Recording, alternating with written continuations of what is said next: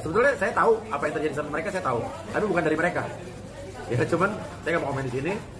Cuman intinya yang baik-baik aja, ya, yang terbaik aja. Tapi hanya maaf nih Mas, beda konteks terkait tanggapannya dong soal kasus perceraiannya Inge dan Ari Wibowo. Mungkin di mata Mas Wei seperti apa sih Mas? Ya saya sih kenal Mas Ari Wibowo, saya kenal. Terus ya semoga terbaik aja buat mereka gitu kan. Dan jangan saling menjatuhkan satu sama lain. Dan jangan juga melakukan hal-hal yang mungkin merugikan pasangannya atau mantan pasangan. Dan sebetulnya saya tahu apa yang terjadi sama mereka, saya tahu, tapi bukan dari mereka. Ya cuman saya nggak mau komen di sini. Cuman intinya yang baik-baik aja, ya, yang terbaik aja. Tapi sebenarnya dari pada saat mendengar pemberitaan tersebut, mungkin dari Mas Wei sendiri sempat kaget nggak sih Mas Wei? Oh, kenapa bisa pisah gitu? Kaget gak kaget, gue bukan kaget. Kalau kaget gue bukan juga saudaranya gitu kan? Nah, ada yang gini, kalau untuk masalah rumah tangga tuh memang pelik ya. Maksudnya complicated karena kan yang mengetahui satu sama lain itu kan mereka. Kita kan orang luar. Jadi kalau kita lihat suka di berita apa ya udah gitu. Kita mendoakan aja sih. Kita cukup mendoakan mereka akan menemukan solusi terbaik. Iya, kalau mereka berpisah artinya memang jalan yang terbaik, begitu aja. Iya. Jadi ingat satu hal lagi, mereka masih punya anak yang harus diurus bersama oleh bapak dan ibunya, itu aja. Dan yang baru-baru ini juga kan katanya Mas Ari sempat mengusir Mbak Inge ini dari apartemen gitu. Mungkin bukan mengusir kali ya. Mungkin kata-kata mengusir itu mungkin dari headline berita. Cuman menurut saya mungkin begini kali. Mereka udah bercerai. Kan dalam proses bercerai harusnya kan emang nggak satu rumah lagi ya. Kan jadi takutnya ada fitnah dan segala macam. Mungkin maksudnya adalah tempatnya berbeda gitu kali ya. Mungkin bukan mengusir kali ya. Oh iya. Oke, mungkin satu lagi Mas Wei sama Mbak Astrid. Mungkin tanggapannya, maksudnya kasih sarannya apa sih terkait saat ini kan banyak banget nih kasus-kasus perceraian di dalam dunia entertainment. Mungkin dari Mas Wei dan Mbak Astrid kasih sarannya seperti apa? Ya sekarang gini, kalau bercerai itu urusan masing-masing ya, suami istri.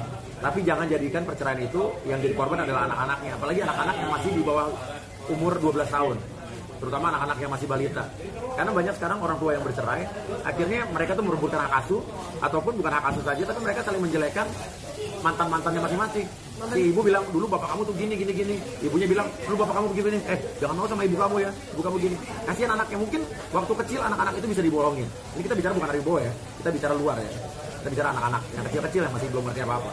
Banyak kasus-kasus yang misalnya hak asuhnya atau anaknya di tangan bapak, nanti ibunya dilekin, kamu jangan ketemu ibu kamu gini, nanti kamu diculik, tebus segala macam.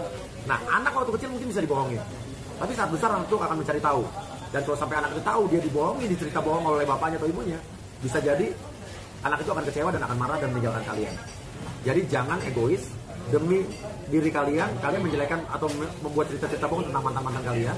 Ya, akhirnya nanti kalau anaknya udah gede dan tahu, kalianlah yang akan mendapatkan akibat. Kalian rugi sendiri kan. Jadi memang kalau yang berpisah masih ini bukan ngomong Wibowo ya, nanti jangan lo edit. Ya Wibowo nih. Ini umum ya, kalau mempunyai anak kecil ya, yang masih kecil, ingat ya, mereka itu akan dewasa. Pasti akan suatu saat akan besar. Kasihan psikis mereka, trauma mereka kalau begini terus. Gue tuh lagi sebulan ini menerima pengaduan dari puluhan ibu-ibu yang tidak bisa bertemu dengan anaknya. Dan bukan hanya ibu-ibu loh, ada juga bapak-bapak yang ngadu ke gue nggak boleh ketemu sama anaknya oleh mantan istrinya. Dan tapi hari ini gue berhasil udah menemukan, lo tau nggak ya, Cleo Sylvia yang kemarin sempat TikTok viral, yang katanya anaknya dibawa bapaknya ke Singapura sampai ribut-ribut. Hari ini tadi pagi ketemu di apartemen gue. Oh, dia mengadukan itu. Gue jadi penjaminnya. Gue jadi penjaminnya bahwa anak ini tidak akan dibawa kabur. Silakan kalian bertemu, tidak ada konten. Gue nggak bikin YouTube. Tadi mereka udah ketemu di tempat gue. Setelah 9 bulan gak ketemu. Kemarin juga ada ketemu juga seorang ibu yang udah dari anaknya umur 10 bulan gak ketemu anaknya. Macam-macam, ada lagi ketemu seorang ibu yang kemarin bercerai, hak asuh jatuh ke tangan ibunya jatuh ke tangan ibunya, tapi anaknya sekarang masih sama bapaknya. Sampai begitu egoisnya bapaknya, anak itu biar gak ketemu ibunya sampai nggak disekolahin setahun karena takut. Nah, sekarang masalahnya gimana nih undang-undang perlindungan anak dan undang-undang perkawinan?